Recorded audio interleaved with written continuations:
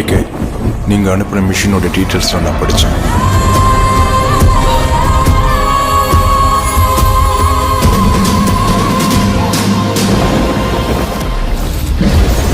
இவனதான் ரொம்ப வருஷமா ட்ராக் பண்ணிட்டு இருந்தேன்.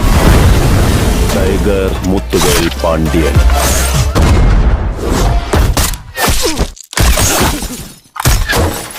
திடீர்னு புலியா மாறுவாங்க.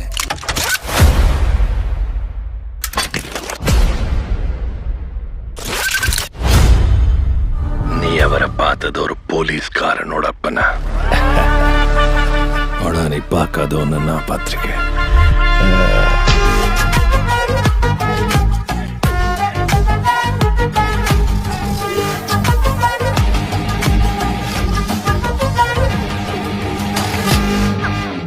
இதோட நிறுத்திக்கலாம்ல.